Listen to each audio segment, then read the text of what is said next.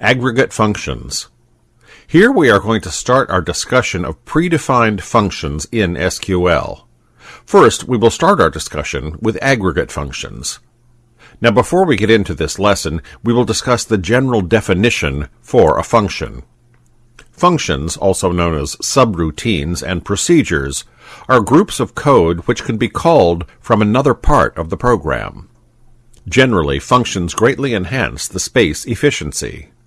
Oracle has many built-in functions. Now we are going to discuss these types of functions. But before discussing these functions, we must know about dual table. Let's see the definition and use of a dual table. The table called dual is a small table in the Oracle Database Dictionary. Generally, user-written programs can refer to this table to guarantee a known result. For example, if we want to add two numbers, we can write the statement like this. This statement displays the addition result. Generally, the dual table has a column called dummy and a row. It contains X value. We can also view the structure of this table by describing this table. It displays a column named dummy, and its data type is varchar2. Now, let's see the aggregate functions.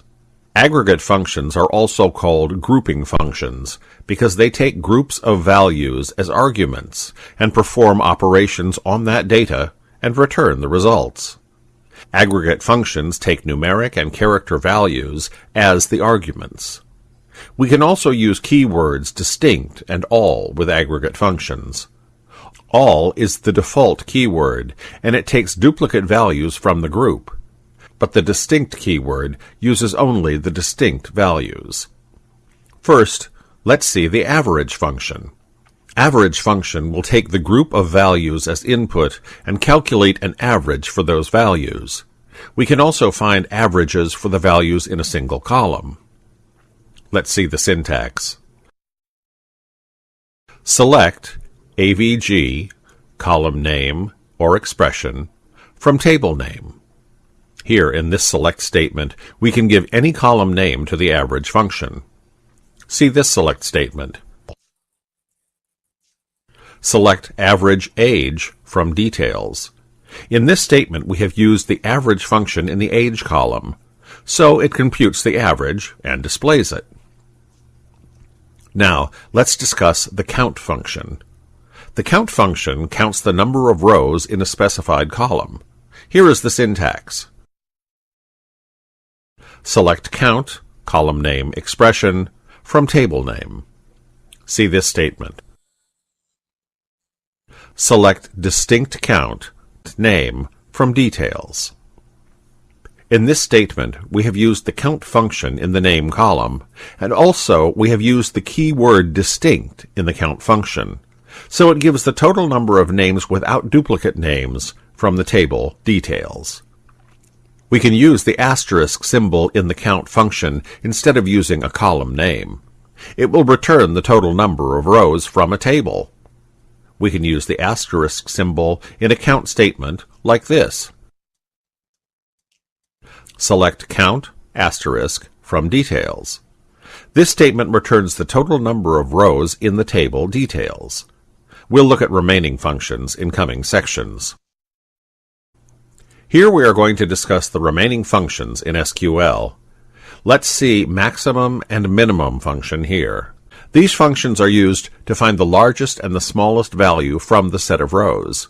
Here is the syntax. Select max, min, column name, expression, from table name. Let's see it practically. Let's execute the statements. Type select max, age, from details, and press enter.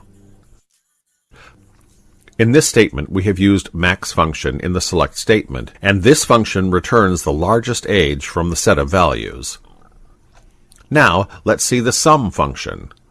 This function returns the sum for the set of rows. Here we can also add the group by clause to group up the rows. Here is the syntax. Select sum, column name, expression, from table name. Here we will see how to use sum functions in the select statement. Select sum salary from emp. This statement returns the sum of all the salaries from the table EMP. Now we are going to discuss round and truncate. The round function returns the rounded value for a specified number of decimal places. The truncate function truncates the specific number of decimal places from the number. The main difference between round and truncate is that truncate did not return the value to the nearest value. Let's see the syntaxes for both these functions. Select round, truncate, number, decimal place, from table name. Here we will see how to use these functions in select statement. See this statement. Select round 12.255, 2, rounded value, trunc 12.255, 2, truncate value, from dual. In this statement, we have used round and truncate functions in the select statement. Here we have used the same value for both functions. In the result, we can see the difference between these two. In this lesson, we have discussed remaining types of aggregate functions. In the upcoming lessons, we will discuss string functions.